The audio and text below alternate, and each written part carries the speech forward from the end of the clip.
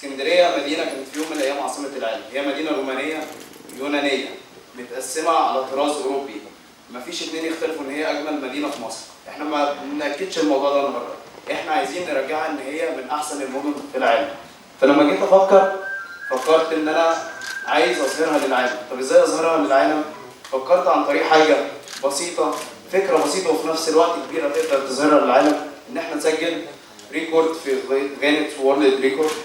الريكورد ده هنسجله عن طريق الباند اللي هو في موسوعه غينيس اللي هو لونجست لاين اوف تيبل، اطول مائده في العالم.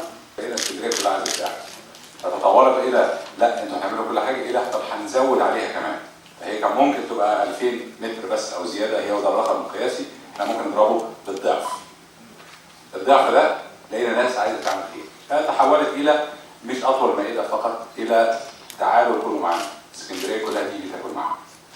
فالحقيقه هم ابتدوا زي ما قلنا كده، البدايه كانت بسيطه، ان هم عملوا استثمارات وجابوا شركات، الشركات دي هتعمل تدعيم للفكره، وانتقلت الى زيادات مهوله من اعداد الترابيزات، الى رجال اعمال متبرعين، الى دخلت الاجهزه ان احنا نقدر نشتري من حته معتمده، فجبنا من الشرطه وجبنا من الجيش وجبنا من البحريه وجبات كامله، فدخلنا بقى في 10000 مش مجرد 1500 اللي هي كانت كافيه جدا ان هم يضربوا الارقام.